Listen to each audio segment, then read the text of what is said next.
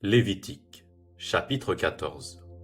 L'Éternel parla à Moïse et dit : Voici quelle sera la loi sur le lépreux, pour le jour de sa purification. On l'amènera devant le sacrificateur. Le sacrificateur sortira du camp, et il examinera le lépreux. Si le lépreux est guéri de la plaie de la lèpre, le sacrificateur ordonnera que l'on prenne pour celui qui doit être purifié 2 oiseaux vivants et purs, du bois de cèdre, du cramoisi et de l'hysope. Le sacrificateur ordonnera qu'on égorge l'un des oiseaux sur un vase de terre, sur de l'eau vive. Il prendra l'oiseau vivant, le bois de cèdre, le cramoisi et l'hysope, et il le trempera, avec l'oiseau vivant, dans le sang de l'oiseau égorgé, sur l'eau vive. Il en fera 7 fois l'aspersion sur celui qui doit être purifié de la lèpre. Puis il le déclarera pur, et il lâchera dans les champs l'oiseau vivant.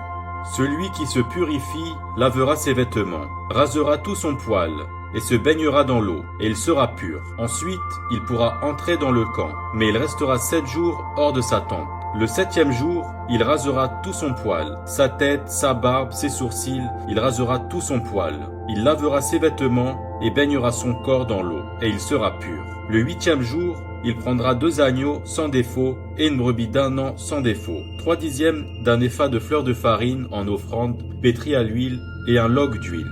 Le sacrificateur qui fait la purification présentera l'homme qui se purifie et toutes ces choses devant l'Éternel, à l'entrée de la tente d'assignation. Le sacrificateur prendra l'un des agneaux et il l'offrira en sacrifice de culpabilité avec le log d'huile, et il les agitera de côté et d'autre devant l'Éternel. Il égorgera l'agneau dans le lieu où l'on égorge les victimes expiatoires et les holocaustes, dans le lieu saint. Car, dans le sacrifice de culpabilité, comme dans le sacrifice d'expiation, la victime est pour le sacrificateur, c'est une chose très sainte.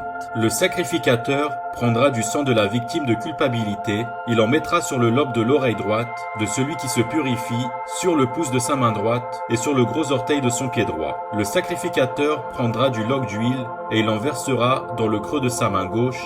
Le sacrificateur trempera le doigt de sa main droite dans l'huile qui est dans le creux de sa main gauche, et il fera avec le doigt 7 fois l'aspersion de l'huile devant l'Éternel. Le sacrificateur mettra de l'huile qui lui reste dans la main sur le lobe de l'oreille droite de celui qui se purifie, sur le pouce de sa main droite et sur le gros orteil de son pied droit, par-dessus le sang de la victime de culpabilité. Le sacrificateur mettra ce qui lui reste d'huile dans la main sur la tête de celui qui se purifie, et le sacrificateur fera pour lui l'expiation devant l'Éternel.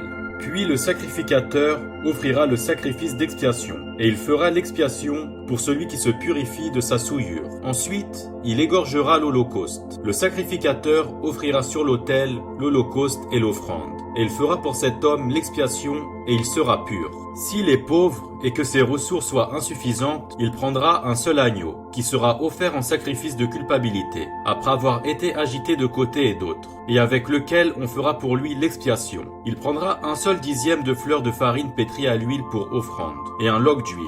Il prendra aussi 2 tourterelles ou 2 jeunes pigeons, selon ses ressources, l'un pour le sacrifice d'expiation, l'autre pour l'holocauste. Le 8e jour, il apportera pour sa purification toutes ces choses au sacrificateur, à l'entrée de la tente d'assignation devant l'Éternel. Le sacrificateur prendra l'agneau pour le sacrifice de culpabilité et le log d'huile, et il les agitera de côté et d'autre devant l'Éternel.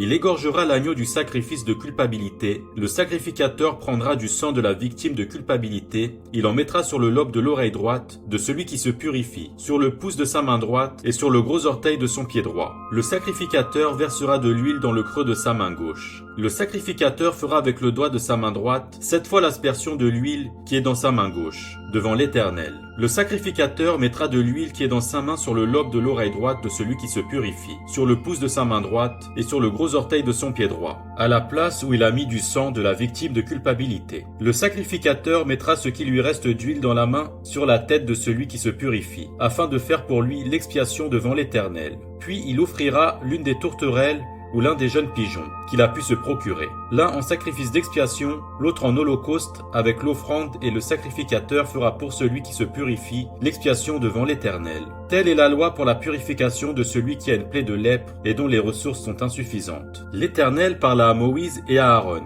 et dit : Lorsque vous serez entrés dans le pays de Canaan, dont je vous donne la possession, si je mets une plaie de lèpre sur une maison du pays que vous posséderez, celui à qui appartiendra la maison ira le déclarer au sacrificateur et dira : J'aperçois comme une plaie dans ma maison.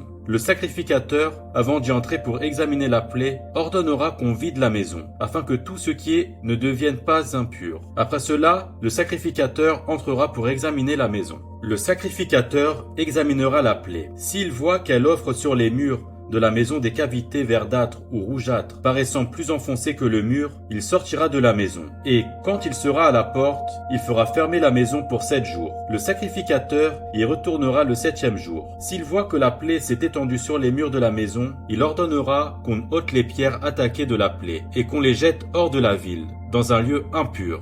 Il fera racler tout l'intérieur de la maison, et l'on jettera hors de la ville, dans un lieu impur, la poussière qu'on aura raclée. On prendra d'autres pierres que l'on mettra à la place des premières, et l'on prendra un autre mortier pour recrépir la maison. Si la plaie revient et fait éruption dans la maison, après qu'on a ôté les pierres, raclé et recrépi la maison, le sacrificateur y retournera. S'il voit que la plaie s'est étendue dans la maison, c'est une lèpre invétérée dans la maison. Elle est impure. On abattra la maison, les pierres, le bois et tout le mortier de la maison, et l'on portera ces choses hors de la ville dans un lieu impur. Celui qui sera entré dans la maison pendant tout le temps qu'elle était fermée sera impur jusqu'au soir. Celui qui aura couché dans la maison lavera ses vêtements. Celui qui aura mangé dans la maison lavera aussi ses vêtements. Si le sacrificateur qui est retourné dans la maison voit que la plaie ne s'est pas étendue après que la maison a été recrépie, il déclarera la maison pure, car la plaie est guérie. Il prendra, pour purifier la maison, 2 oiseaux, du bois de cèdre, du cramoisi et de l'hysope.